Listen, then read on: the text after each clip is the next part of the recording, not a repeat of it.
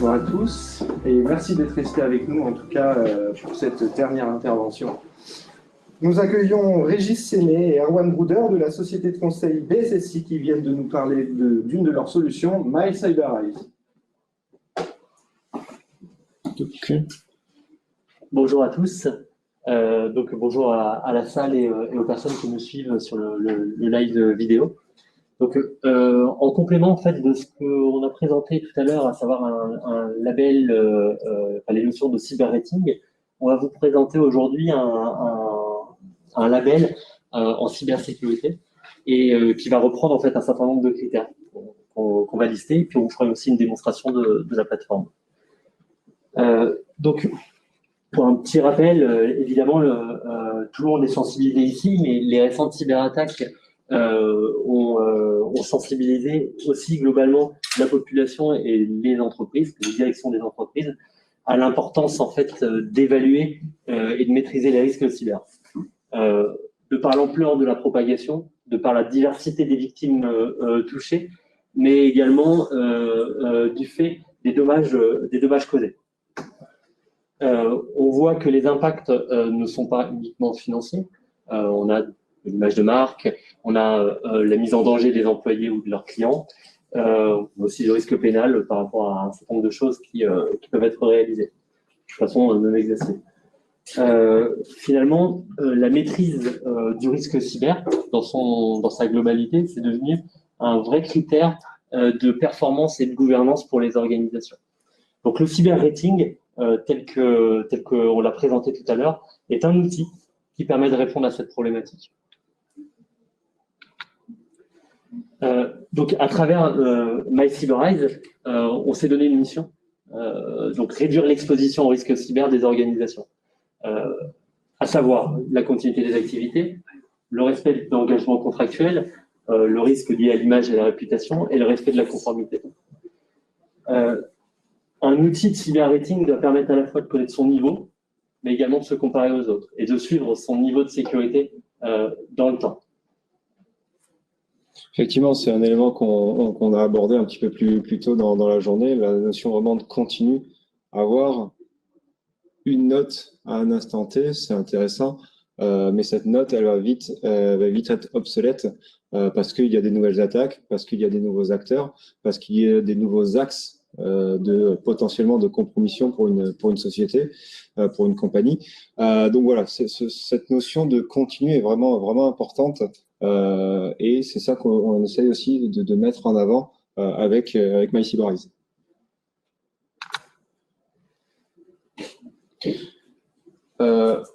Le label MCE, comme nous on l'appelle, voilà, ce cyber rating que l'on a un petit peu teasé cet après-midi, c'est quoi? C'est une note, tout simplement. C'est une note qui va permettre de juger le niveau de maturité en termes de cybersécurité. Alors la maturité, on va voir qu'il y a plusieurs aspects, plusieurs contrôles différents qui peuvent être intégrés. On a ce que l'on appelle le diagnostic cyber qui peut être intégré, ça peut être du technique, du fonctionnel, on peut intégrer des tests d'intrusion, on peut intégrer des tests en continu pour élargir un petit peu le niveau de couverture, le niveau de connaissance, la surface d'attaque d'un attaquant.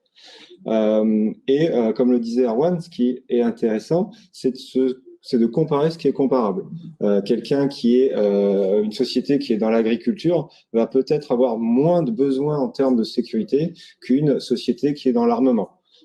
Voilà, c'est pour ça que la comparaison, il est important de comparer ce qui est comparable. On a un petit schéma sur, à l'heure actuelle, au niveau de MyCyberEyes, les différents secteurs que l'on a. Donc, on a le secteur du luxe, on a les banques, on a les transports, on a le retail, on a les autres, ceux qu'on n'arrive pas vraiment à classifier. L'objectif, c'est pas vraiment d'avoir un secteur absolument parfait pour tout le monde. Le but, c'est de faire des grandes familles. Pourquoi? Parce que à un moment donné, ça ne sert à rien d'être le meilleur dans un secteur dans lequel on est tout seul. Il faut aussi arriver à essayer de se comparer, à essayer d'élever son niveau de sécurité. C'est vraiment ça, finalement, l'essence de MyCyberEyes. Avoir un niveau de sécurité à 5, c'est factuel. essayer de le monter à 6, à 7, à 8. C'est ça que l'on essaye, c'est vers ça qu'on essaie de tendre. Par rapport à notre notation, en fait, on a constaté là une note moyenne de 6,3, donc tous secteurs confondus, et on peut considérer, par rapport aux différents critères qu'on a à l'intérieur, qu'en dessous de 7, les organisations prennent des risques qu'on juge non acceptables.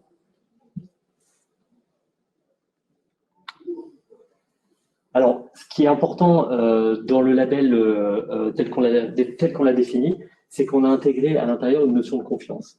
Donc, cette notion de confiance, en fait, finalement, c'est un périmètre, ça reprend un périmètre d'analyse.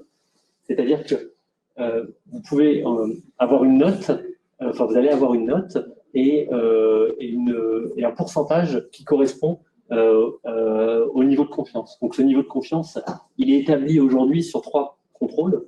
La surveillance en continu des ressources exposées, qui correspond à un niveau de confiance aujourd'hui de 40%, en fonction évidemment du pourcentage de ressources exposées contrôlées par l'outil. L'intégration en fait des ressources critiques à des campagnes d'audit annuelles, de pentest annuelles, donc 30% de la note, et le diagnostic cyber qui est un audit technico-fonctionnel de l'infrastructure du système d'information de l'entreprise contrôlée, ainsi que du niveau de maturité de cette organisation d'un point de vue cyber. Et donc, vous le voyez ici, la note en fait est entourée par ce niveau de confiance en fonction des éléments en fait qu'on aura intégrés dans le label. Effectivement, le niveau de confiance est vraiment important pour pas qu'il y ait ce faux sentiment de sécurité. Une personne qui va juste mettre en analyse continue son site institutionnel, par exemple, c'est une première étape, c'est une première bonne chose, mais si c'est une note de 9, même 10 sur 10, sur un élément qui finalement où il y a aucun impact en termes de confidentialité, d'intégrité ou de disponibilité de la donnée, ça peut rapidement donner un faux sentiment de sécurité. À partir du moment où on va accroître le périmètre, on va accroître la surface d'attaque, là, plus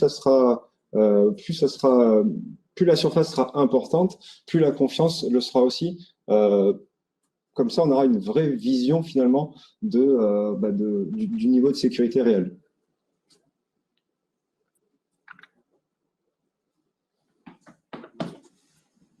Donc, le tableau de bord, tel qu'on a essayé de le faire, alors on fera une démonstration par la suite, un petit peu une rapide présentation de ce tableau de bord. Ce que l'on essaye, c'est finalement de centraliser cette information, cette cybernotation, ce cyber rating, en fonction des différents points que l'on a abordés précédemment. Donc, on a les audits en continu, les audits intrusifs, les diagnostics cyber, tout ça, ça va rentrer à l'intérieur même de ce label MCE, étant donné que c'est des éléments qui vont être contrôlés, sur lesquels on aura la possibilité également de déclencher, par exemple, des contre-audits un petit peu à la volée. C'est-à-dire que on n'est pas obligé, à l'inverse d'un test d'intrusion classique, d'attendre 1 an ou d'attendre X temps que la recommandation soit appliquée pour la vérifier. Non, là, on peut le faire finalement au fur et à mesure. Il y a une interface d'administration qui était exposée, elle ne l'est plus. La note et la vulnérabilité est considérée comme corrigée. À partir du moment où elle est considérée comme corrigée, elle va disparaître finalement de votre interface et ça va faire remonter automatiquement la notation. C'est ça qui est intéressant. Et après, il est aussi possible d'ajouter finalement des éléments autres que les tests en continu, que les audits de sécurité, que les diagnostics cyber, sur lesquels on n'aura pas forcément de contrôle des tests d'intrusion qui sont faits par une autre société, typiquement, sur lequel vous aurez vous-même la possibilité finalement de fermer une vulnérabilité. Alors pourquoi il y a cette petite différence, c'est que dans le cadre des tests d'intrusion réalisés par BSSI, dans le cadre des audits MCE ou dans le cadre du diagnostic cyber, à partir partir du moment où vous considérez qu'une vulnérabilité est patchée, il y a toujours une vérification, une revérification qui est faite derrière, finalement, pour s'assurer que la sécurité a bien été mise en place et n'a pas été, voilà, entre guillemets, bâclée pour aller vite, qu'on n'a pas juste déporté le problème. Donc, après, si c'est sur des audits sur lesquels on n'a pas la main mise, là, on laisse bien évidemment la possibilité au client d'être en mesure de fermer ces vulnérabilités et d'augmenter son niveau de sécurité.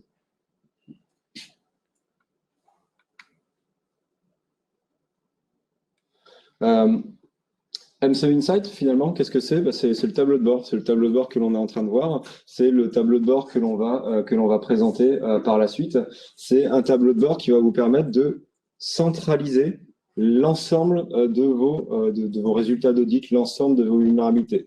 Vous êtes RSSI, vous êtes DSI, vous avez peut-être déjà eu cette problématique finalement de 1, 2, 10, 50 rapports de tests d'intrusion à effectuer et d'avoir 50 rapports de 50 pages. On va dire que le suivi en termes de remédiation commence à être très difficile, qui plus est quand on met un petit peu tous nos œufs dans le même panier, à savoir une personne. On sait voilà que le marché de la cybersécurité il est un petit peu tendu en ce moment pour les consultants. Et si toute notre sécurité, toutes nos remédiations, tous nos plans d'action sont suivis par une seule personne, qu'est-ce qui se passe quand cette personne s'en va? Et bien souvent, il y a une perte totale de la connaissance. Et on a beaucoup de clients qui nous ont dit que c'était clairement leur problème majeur.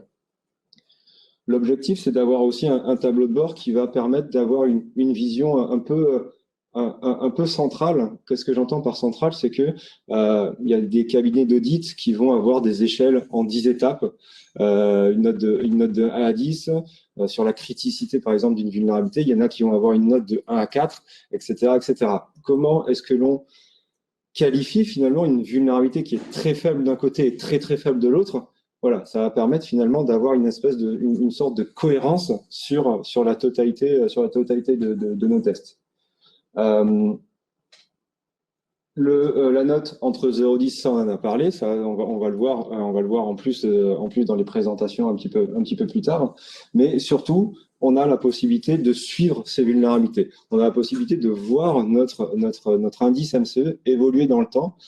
Et donc, on a été habitué comme ça. On a été habitué comme ça d'avoir un système de notation qui fait que on sait que 6 sur 10, c'est meilleur que 5 sur 10. Donc, on va chercher aussi cette progression par le biais de l'augmentation de cette note et donc par le biais de la mise en place des remédiations qui sont directement au sein de la plateforme. Ça fait vraiment une centralisation des données uniques en fin de compte.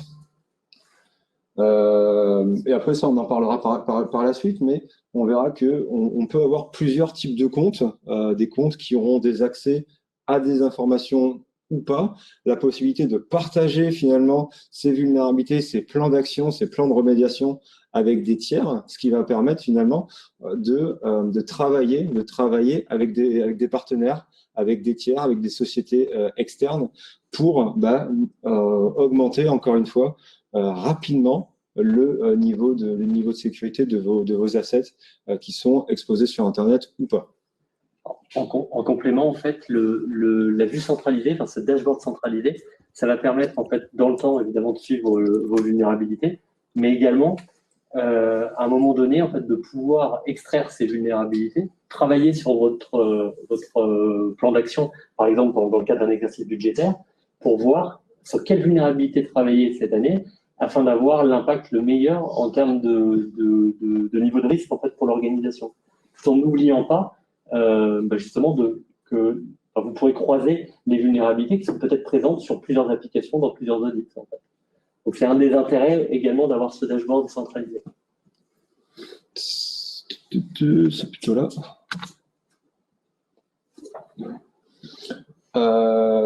On a parlé de MCE Insight. MCE Insight, donc cette centralisation des données. Mais qu'est-ce que c'est MCE Expose? MCE Expose, c'est justement ces contrôles en continu. Alors effectivement, on peut être amené à se poser la question, je vous parle de tests d'intrusion, je vous parle de contrôle en continu. Quelle est finalement réellement la différence? Alors, il faut garder en tête que des tests automatiques ne pourront jamais aller autant en profondeur que des tests d'intrusion. Voilà, ça serait illusoire de penser le contraire. Néanmoins, l'avantage des tests en continu, comme son nom l'indique, c'est qu'ils sont en continu. On n'est pas obligé d'attendre un an avant de réaliser un test d'intrusion pour se rendre compte qu'une nouvelle vulnérabilité est présente, une nouvelle vulnérabilité ou un défaut de configuration. Un administrateur qui a ouvert le port d'administration et qui a oublié de le refermer, ça peut avoir un impact assez considérable, surtout si on attend un an avant de découvrir cette information. Donc l'objectif, c'est d'avoir un panel finalement beaucoup plus complet, On va aller vérifier également certains clients qui nous demandent ça, qui sont vraiment plutôt intéressés par ça, l'obsolescence des certificats, l'obsolescence des noms de domaine. Alors effectivement, on a certains hébergeurs, OVH notamment, qui va le faire, qui va vous dire attention, votre domaine va expirer dans 3 mois, en fonction de la personne qui a acheté le nom de domaine, si la personne elle est partie, etc. C'est une information qui est perdue. Qu'est-ce qui se passe si demain nous on perd le domaine bssi.fr et que l'un de nos concurrents ou qui que ce soit le rachète? En termes d'image, ça peut rapidement avoir un impact. On va également partir sur la partie écosystème technique, donc la partie plutôt infrastructure. Infrastructure, toutes les vulnérabilités inhérentes aux infrastructures, mais également, on va essayer d'aller plus loin en couplant cet écosystème technique et la fuite de données. Comment est-ce qu'on couple les deux? Tout simplement avec potentiellement des fuites d'informations sur Internet, des projets qui ont fuité sur GitHub, avec des informations potentiellement intéressantes, des données qui ont fuité sur Passbean, etc., etc. Donc, on va vraiment essayer d'agréger tout un écosystème beaucoup plus large qu'un test d'intrusion pour essayer d'anticiper finalement une attaque. On en a parlé un petit peu ce matin, enfin ce midi plus précisément. Arriver à détecter du typo-squatting sur un nom de domaine, BSSI, on rajoute un S, B3SI, qu'est-ce qui va se passer? Potentiellement, on est en mesure d'endiguer une attaque avant que cette dernière arrive. Alors après, voilà, il faut finalement qu'il y ait cette vérification qui soit faite. Mais ça, justement, c'est une vérification que nous, on fait au sein de MyCyberEyes, étant donné que à l'heure actuelle, c'est une solution 100% SaaS, absolument rien à installer de votre côté. Et surtout, le gros avantage par rapport, normalement, il ne faut pas les citer, donc je vais pas le faire, mais par rapport à des scanners de vulnérabilité commerciaux à l'heure actuelle, nous, on s'engage à ce qu'il n'y ait aucun faux positif. Comment est-ce qu'on s'engage à ce qu'il n'y ait aucun faux positif? C'est que l'ensemble des vulnérabilités qui sont remontées, finalement, vont être validées par nos analystes. Exactement de la même manière, à partir du moment où vous allez corriger la vulnérabilité, nous, on va venir refaire une vérification pour dire « Ok, cette vulnérabilité, elle a bien été corrigée ». Et ça permet vraiment de vous permettre de vous concentrer uniquement sur cette partie remédiation. Si votre travail, c'est de lire les 300 pages de Qualys, j'aurais pas dû dire le nom, mais je le dis quand même, quelle est votre valeur, quelle est la valeur que vous avez à lire ces 320 pages? Pas beaucoup. Alors que là, c'est vraiment un service finalement un petit peu clé en main qui va vous permettre vraiment de vous focaliser uniquement sur la vulnérabilité avérée. Partage de vulnérabilité avec des tiers, j'en ai parlé. Support de nos analystes, effectivement, on le verra sur la présentation, la possibilité d'interagir avec les analystes MyCyberEyes en cas d'incompréhension finalement d'une vulnérabilité, avec un système de chat et également avec un système de notification en temps réel.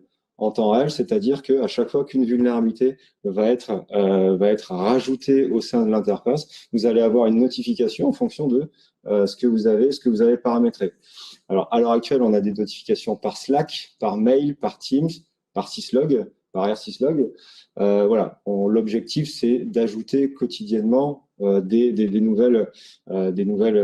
nouveaux moyens de communication pour essayer d'aller vraiment dans le sens des entreprises et de leurs moyens de communiquer en interne.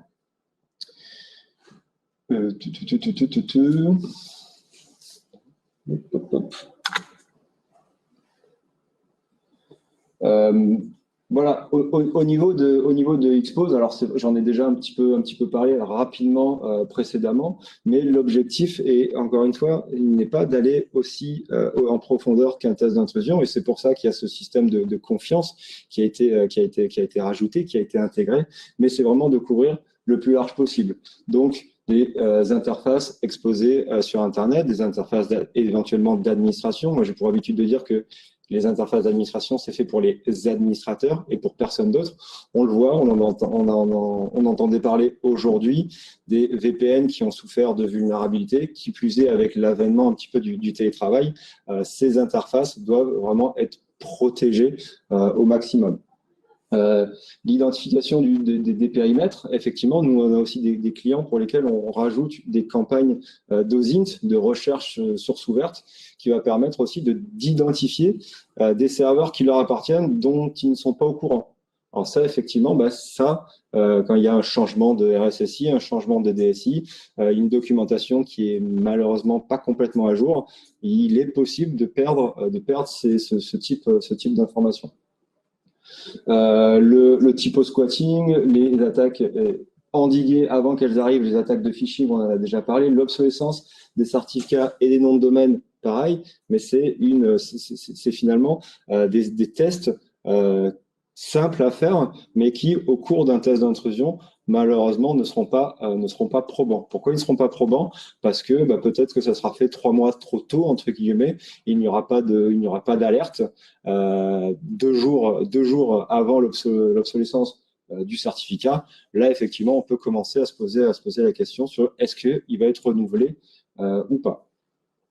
Les fuites de données, pareil, on en a parlé, le développement GitHub, des données sensibles. On a également parlé ce matin de projets que l'on avait, nous, en interne. l'ICOR, qui est une base de données qui agrège pas loin de 3 milliards de mots de passe qui ont fuité sur Internet, dans lequel 97% de ces derniers sont en clair. Donc finalement, voilà, c'est un écosystème qui va vraiment être le plus complet possible, avec la possibilité, au fur et à mesure, d'intégrer des nouvelles vulnérabilités. Voilà, ça c'est vraiment notre objectif. On a un certain nombre de vulnérabilités. L'objectif est de continuer à augmenter ce nombre de vulnérabilités, et c'est pour ça que on travaille main dans la main avec la partie R&D finalement de BSSI et la partie sécurité offensive, qui va permettre d'avoir potentiellement des nouveaux vecteurs d'attaque. Okay. On va peut-être passer rapidement à une démonstration, finalement, un petit peu du portail, pour que vous ayez une idée de ce qu'il est possible de voir.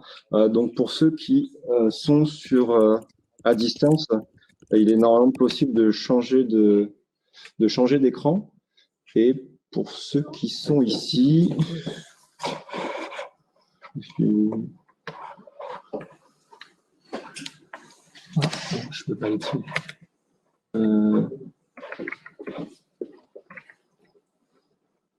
Ok, non. Pour ceux qui sont ici, c'est une bonne question.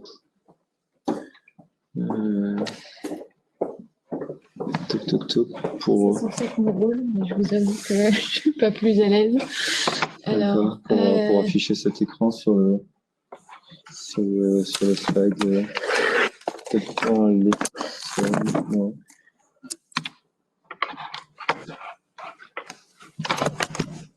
Alors, juste un tout petit instant pour voir comment est-ce qu'on peut faire pour présenter ça, ou peut-être en cliquant. Non, ouais, c'est peut-être celle-là. C'est celle-là que vous voulez montrer? Non, ça serait plutôt, j'imagine, la partie. Ouais. Celle-ci? Ouais, peut-être. Pour afficher ceci, ici. Ici? Ok. Ouais. Tu vois la souris? On va faire la solution simple. Alors, avec tu encore là, donc il faut le remettre ici. Et... ça va comme ça? Parfait. Voilà. Parfait, super. Merci beaucoup. Donc effectivement, on peut voir à partir du moment où on s'authentifie sur sur la plateforme, ça, je suis toujours authentifié, ça marche. On a la possibilité d'avoir accès à ce fameux tableau de bord. Ce fameux tableau de bord qui va nous donner déjà plusieurs informations. Notre fameux indice MCE que l'on voit ici, qui va nous donner notre note sur l'ensemble de nos périmètres. Comme on disait également, c'est intéressant d'être en mesure de se comparer. Donc, on a aussi la possibilité de voir la note moyenne des personnes qui sont des sociétés qui sont sur la même activité que la nôtre. Et à partir de là, voilà, c'est un tableau de bord finalement assez complet, on l'espère en tout cas assez compréhensif, avec l'ensemble des vulnérabilités qui ont été découvertes, qui ont été fermées également. Donc, on peut voir en fonction des différentes années les vulnérabilités qui ont été identifiées, les vulnérabilités qui sont triées par criticité, juste ici, et finalement une information assez intéressante. Donc, on a 8 vulnérabilités qui ont été identifiées. On en a une qui a été fermée, donc c'est-à-dire, comme je disais tout à l'heure, elle a été patchée et elle a été vérifiée comme quoi elle avait bien été patchée. Une vulnérabilité qui a été partagée, ça on va le voir par la suite. Ce qui est intéressant, ça, c'est qu'on a une vue, finalement, on a une vue administrateur à ce niveau-là. Voilà, l'administrateur a la vision sur l'ensemble de ces périmètres. On a la possibilité d'avoir plusieurs périmètres en fonction de peut-être des tests en continu, des tests d'intrusion, des audits de sécurité, des diagnostics cyber. On peut lister plusieurs périmètres. Nous, on a un gros client qui fait aussi les périmètres en fonction de ces zones géographiques. Donc, on a le périmètre Allemagne, le périmètre Belgique, le périmètre Suisse, etc., etc. Et ça permet finalement à l'administrateur de renvoyer un petit peu la balle à l'ensemble de ces RSSI locaux pour qu'ils mettent les plans d'action en place. Donc, on peut aller après sur le détail finalement de chaque périmètre. Ça va ressembler exactement à la même chose. Sauf que dans ce cas-là, on aura uniquement les vulnérabilités du périmètre. Tout à l'heure, on était à 8 vulnérabilités découvertes, une vulnérabilité fermée. Là, on est à 2 vulnérabilités découvertes et 0 fermées. Donc, si tout se passe bien, on a 6 vulnérabilités découvertes sur l'autre périmètre. Vous avez la possibilité d'ajouter des périmètres, d'ajouter des scopes dans des périmètres, de faire finalement un petit peu votre torbouille interne pour savoir qui va être à quel endroit. Ça, c'est aussi intéressant. Pas la nécessité de passer par MyCyberEyes ou par nous, en tout cas, pour débloquer une certaine situation. C'est vraiment vous qui contrôlez comment se fait l'affichage. On a dans ce cas-là, les différents scopes. Alors, dans ce cas-là, c'est vraiment les URL, les adresses IP, les assets exposés sur Internet sur lesquels il va y avoir une cybersurveillance en continu, tel que on l'a vu tout à l'heure. Voilà, là, on voit qu'on a plusieurs scopes avec chacun son niveau, son MCE rating qui lui est propre. Et finalement, on l'a vraiment décomposé un petit peu comme des poupées russes.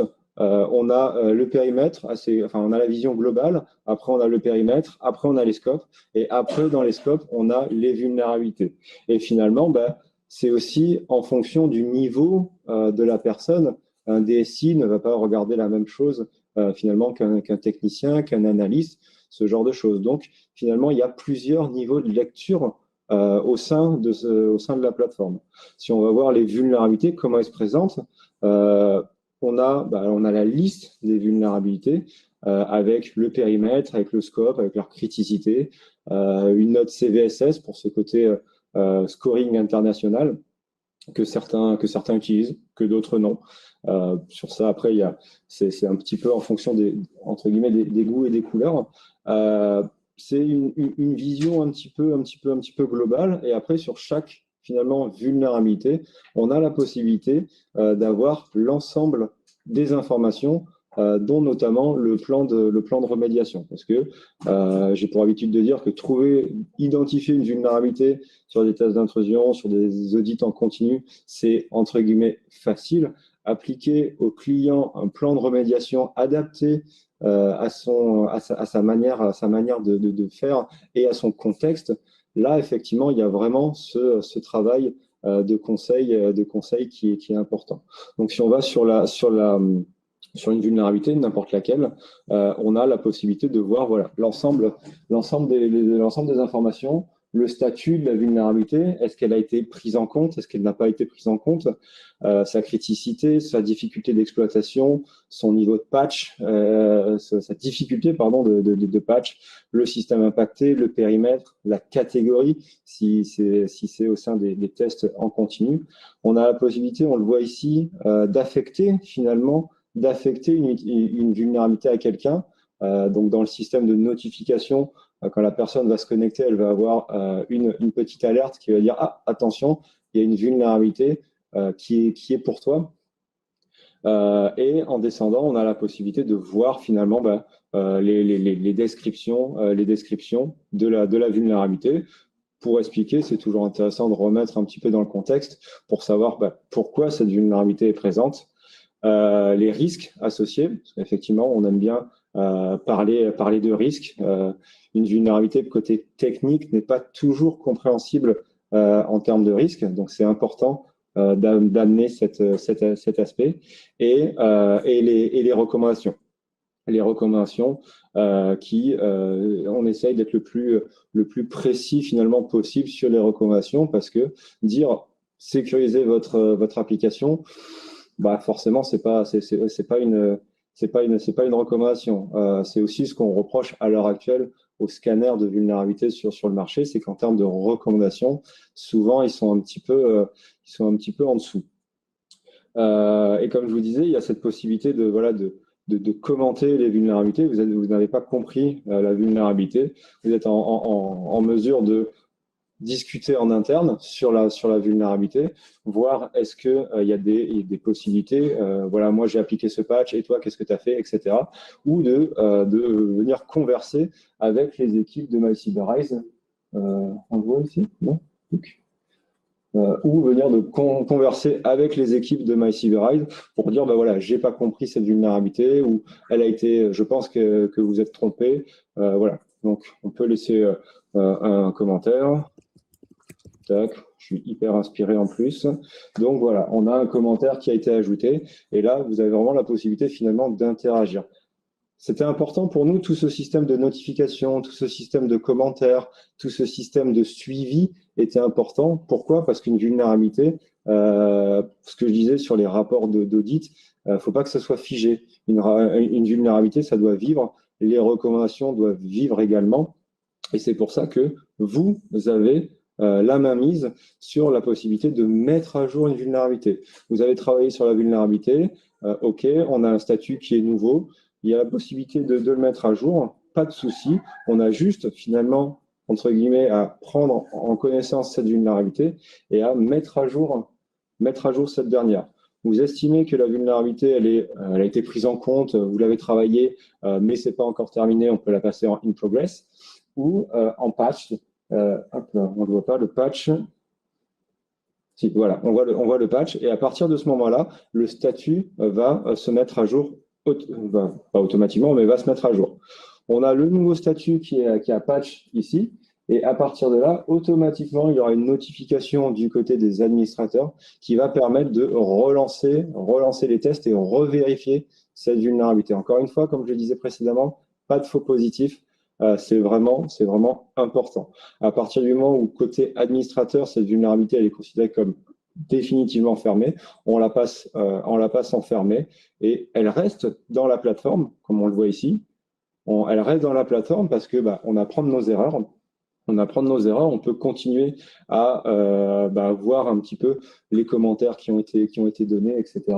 Mais elle n'est plus prise en compte dans le MCE rating et de ce fait, la note va augmenter.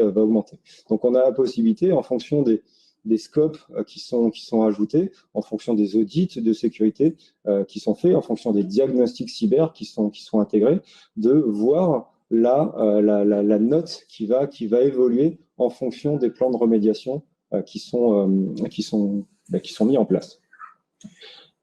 Et on va dire peut-être dernier, j'ai pas vu l'heure, non. Si, ça va. Ça va. C'est encore 6-7 minutes. Super. Au niveau... ouais, c'était celle-ci. On voit qu'elle a été passée en patch. Elle est un petit peu plus basse. On va revenir sur cette vulnérabilité. Et il y a ce système de notification dont je vous ai parlé. Il y a ce système qui vous permet vous-même de mettre à jour vos vulnérabilités, ce système de commentaires. Mais il y a également, des fois, on travaille avec un partenaire, on travaille avec un tierce. On n'a pas envie de lui donner accès à toutes les informations, mais on peut lui donner accès à une URL de partage d'une vulnérabilité. Donc, on va l'enlever, comme ça, vous allez voir tout le procédé. Donc, on peut partager une vulnérabilité. Ça nous dit, OK, très bien. Voilà, partager une vulnérabilité, ça va permettre à quelqu'un qui n'est pas authentifié sur la plateforme d'accéder à l'ensemble des données en lecture seule. On a la possibilité de rajouter des options, d'envoyer ça par mail, de mettre une date d'expiration au partage. Nous, on va faire très simple, on va partager uniquement la vulnérabilité. On voit qu'on a cette URL qui est à présent disponible. On va la copier. Et voilà, on arrive sur exactement la même chose. Vous pouvez le voir, la différence, c'est qu'il n'y a plus le menu, il n'y a plus le système de commentaires, il n'y a plus la possibilité d'assigner une vulnérabilité à quelqu'un, il n'y a plus la possibilité de la mettre à jour. Voilà, on travaille avec un partenaire, avec notre hébergeur, par exemple, et on dit, voilà, la société BSSI a identifié une vulnérabilité, voici les informations, on la partage. La société fait son investigation, corrige la vulnérabilité. Et vous venez, OK, la vulnérabilité a été corrigée, a été patchée. On met à jour la vulnérabilité, on passe le statut en patch et on supprime le partage. Et comme ça, le tiers n'a plus accès finalement à cette information. Peut-être un dernier élément, puisque j'ai encore un tout petit peu de temps. C'est cette notion de périmètre, comme je vous disais précédemment. On a les périmètres, on peut ajouter des périmètres à l'infini en fonction de ce que vous voulez.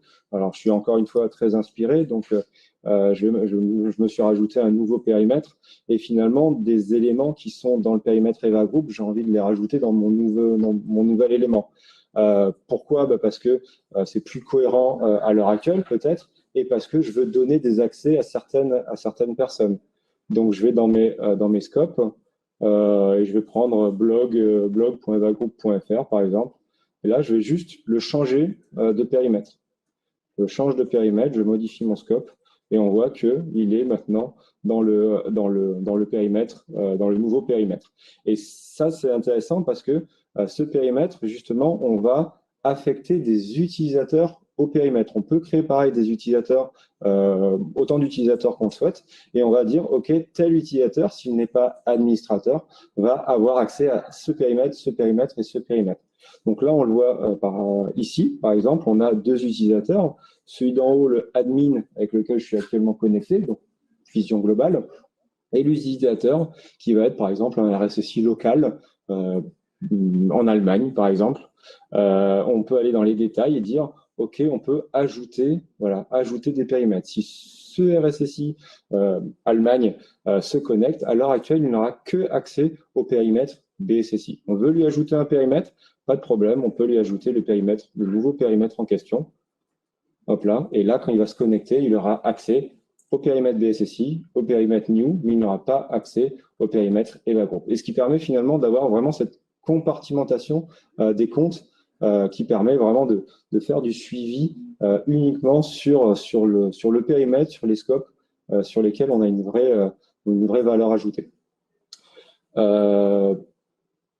Voilà un petit peu. Je pense qu'on a fait un bon tour. On a fait un bon tour de la plateforme.